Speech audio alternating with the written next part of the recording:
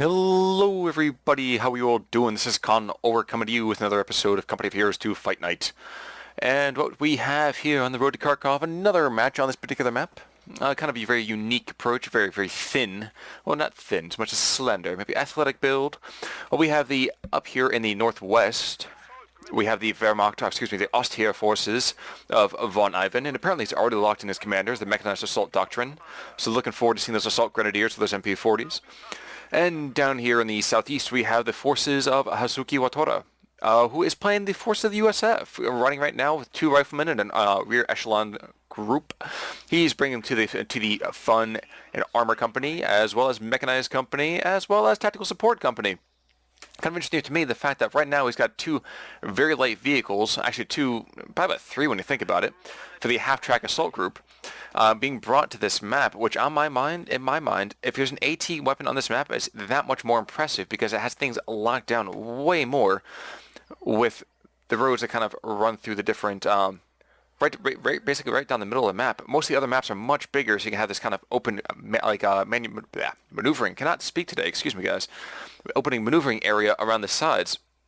And as you can see right now, we see VonIvan charging forward to kind of take this early strategic point, looking to connect in a second one right here, trying that advanced scouting going off here. And we're going to see these rear echelons just kind of diving in, maybe just trying to pick up this garrison right here to kind of put some pressure on these Strumphiles. But unfortunately for them, they did not get there in time. As we do see the first squad of assault, what's it called, assault grenadiers coming onto the field from VonIvan. And these guys are going to start laying down some hurt if they get anywhere close to these rear echelons. Unfortunately for the rear echelons, they are also being a little more aggressive already, trying to decap as well as maybe try to pick on that machine gun, which is not going to go well for them. Just at the same time, these pioneers over here are going to take some firepower from this rifleman. And had they been in cover, they might have been able to fight off these guys, but instead they are forced away, losing half the squad, leaving Hans and Franz on the ground. And yes, you're being forced away rather handily when you think about it. Now, interestingly enough, Hazuki has already connected his fuel, so he's going to have a little bit of an advantage here, and I'm kind of wondering if he might rush a quick lieutenant, now that he already knows basically what commander that VonIvan is running. He knows he doesn't really have to worry too much about really any kind of vehicle play until, I don't know, 6 or 8 minutes into the game, I would say. So you would definitely go a lot more anti-infantry if you wanted to. And we are going to see this MG42 as well as the assault Grens trying to lay down some hurt on the rear echelons in the house, but unfortunately for them, they get flanked and sent packing. At the same time, though, we do see that we have the Germans kind of decapping and cutting off all that delicious, delicious fuel for the Americans. And that's going to be quite a pain for them, I can tell you that. But kind of interestingly enough, these Grenadier squads don't actually move back all the way. They said they're trying to put some hurt on to the rifleman squads, but finding it forced away into the second might seem retreat. Yep, and we do see pretty much a giant retreat coming out from the German forces. Really only one squad out on the field, and he's finally, just now, picking up his fuel. We are also going to see Hazuki picking up this middle VP, decapping and picking up for himself, as another squad of assault Grens comes out into the field. And I'm kind of wondering right now if that's really the best choice. I guess I understand the reasoning behind it. I think VonIvan is seeing a lot of these shot blockers as being advantageous positions for his assault Grens. And although there's a lot of green cover for long distance fire, there's also these opportunities for CQB to have very, very local counterattacks and kind of cutting off the opponent's forces by quite a bit. We see no tech up just yet from our good friends the Germans, but we are actually going to see here goes that lieutenant is going to come out any second now, 10-15 seconds. It's going to be pretty good because now we do see these rear echelons getting forced away, as well as this kind of a very abused squad of riflemen. And although you do have a squad of other riflemen kind of shifting in to assist them, they're on the wrong side of the cover right now, and even while they drop a couple of models from those assault Grens, they do lose a couple in return. And they are very, very far back. And I can't help but wonder if maybe these Grens are going to try to swing in behind and pick on these guys a little bit more. But that lieutenant has hit the map now. We are going to see a 50 cal machine gun come out, as well as that early ambo. Not really a rush for the ambo, but still a fairly early one nonetheless. And I'm really kind of wondering, yep, there is a tech coming up from VonIvan in a recent game of his I just casted a few days ago. I think it might have been even yesterday. He didn't really post for too much. In fact, I think he actually picked the same commander. It's a very, very interesting idea. Pick the same commander, teched up once so that way he got access to anti-tank guns, and then just stalled out until he could pick up Stugs and a Tiger. Now, in that game, if I remember correctly, he dropped 3 Tigers, which was just a vicious, vicious blow to kind of, German tank production back in the homeland. But when you think about it, not taking up further, you're saving yourself a ton of fuel, which allows you to, while it takes a while to get that armor out, once the armor does get out, you're in a very, very advantageous position, theoretically saving yourself several minutes of game time. Now, the lieutenant is on the field, and with these guys barely both in yellow cover, we're surprisingly enough going to see the lieutenant take a little more hurt than I anticipated, especially when you see assault grenadiers use their kind of grenade storm ability. Those storm pilots in the meantime, though, are going to get sent packing by these rifleman squads to the east, and the lieutenant himself is going to get backed up as well. So definitely a good idea for both sides. And I'm wondering, has that medic bunker gone up just yet? No, VonIvan is waiting a little bit too long to put in that bunker. So, I'm sorry, where is that? Okay. We are, however, going to see these riflemen take some firepower from this MG42. And one more burst or two is going to see them getting suppressed. But no, instead we do see another very, very late rifleman attack coming off here to the side. But they're going to get picked up by these grenadiers. So VonIvan, which had been pretty much on the back foot for the early part of this game, you can see him right now down to about 70 tickets, has been able to stabilize through some very, very excellent play, if I may say so myself. That is not to say that Watora is playing poorly, but rather that Watora is getting forced back by some very, very unique play. Now we do see that medic bunker going to be coming out from VonIvan back in base, which is just in time too, because we do see a half-track coming out. And the AA half-track slices, dices, and just abuses German infantry, especially early on. And while it is a little bit thinner, actually, maybe this would be an interesting idea. Maybe just tech up to the mechanized assault group and have those Panzer Grens kind of coming in. But for a short time, this anti-air half-track is going to be quite beastly. That's fortunate for them, because even though this machine is going to get forced back, this rear squad, the squad of rear echelons really should retreat. And luckily for him, he makes the decision to do so. However, he might actually lose his MG42, and he does. That's going to be actually a pretty big loss for him, especially if the lieutenant moves in to pick it up. And my guess is that's exactly what he's going to do. No? That's very surprising. That's very surprising, because now that allows these other assault grens to sprint over, pick up the MG42, and then everyone troop back to base, which might need to happen a lot quicker than you anticipate. There's that AA half-track laying down more hurt. And although this lieutenant is here trying to pick up that last model, in negative cover, it might be just barely enough. Oh wow, no, he sacrifices his Pios so that way he can keep. Interesting. He sacrifices the Pios so he can keep control of that machine gun. And even then, he might lose at the same time too. We are going to see now 428 to 472. VonIvan has taken some quite severe hits right now.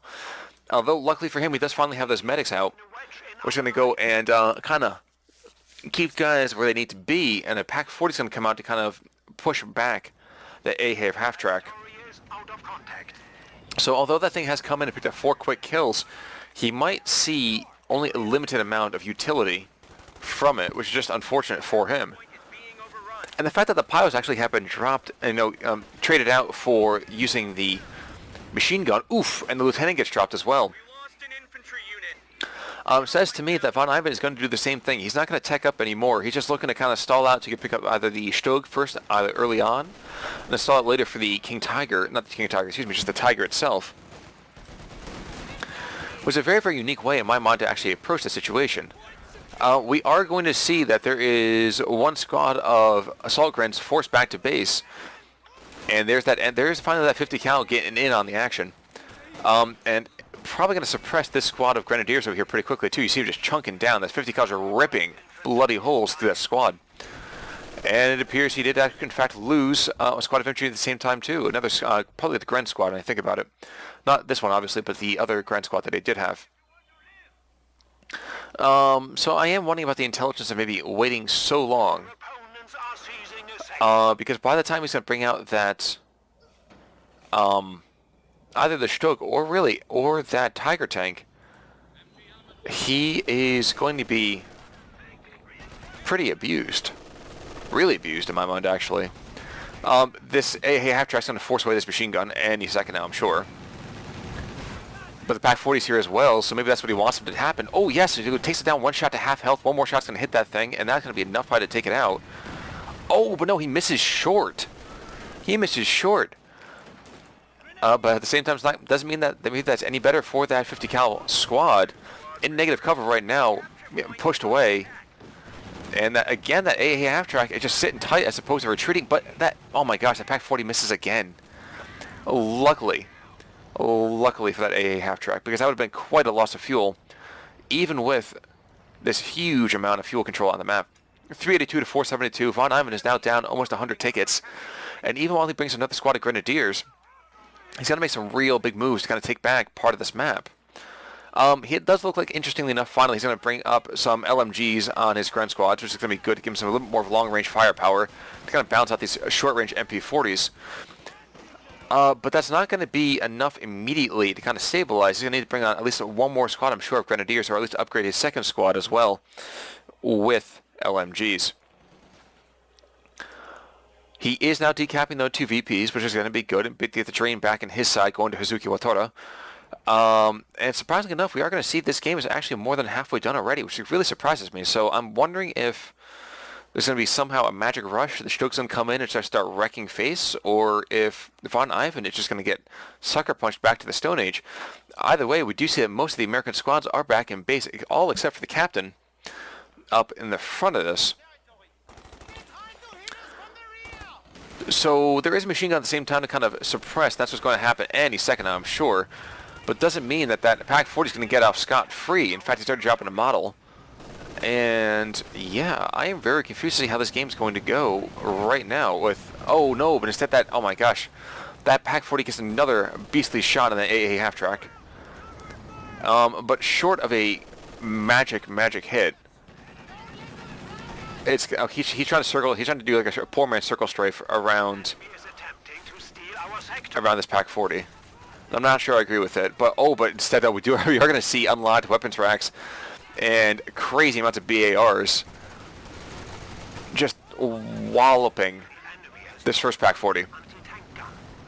And even though this other AA half-track does come up here, actually might see, oh no, these assault guns are getting shredded by all the BAR fire. Drops 2 squads in just the same amount of time, and here comes that Stug Easy to kind of come in and maybe, just maybe, clean things up a little bit. Now, the interesting thing to note is that the anti-tank rifle grenade has been picked up by Watora, but that may not be enough, especially with this Pak-40 over here in the open. See the rush by the Stug to pick him up, and probably some firepower put down. Yikes. Yikes. Never mind. I was going to say, wow, well done. That Stug Easy could probably kind of pick things back up. But he just runs straight into the meat grinder. His thing is practically dead already. One more shot, and he does go down, destroyed engine, which means it could even go over to the Americans, which would just be devastating. So right now, actually, now that I think about it, we might see a drop from VonIvan right now. He's got 3 squads of infantry actually active, and a 4th one retreating. And all he can really do right now is call in another Stug. But he's got basically 1/3 the army size of Hazuki, and wow, I did not expect to see this at all. VonIvan has just been getting kind of mopped the floor. He is surprisingly enough draining VPs. And there's that Sturmgeschütz coming in. So this rear echelon's group is going to just kind of run over here, repair this up a little bit. Not going to be enough to take out to repair that destroyed engine for quite a while, though. If memory serves, that will be picked up, not only get fixed at the absolute end of everything, and this Stug each is going to kind of run in, take one shot, take it out.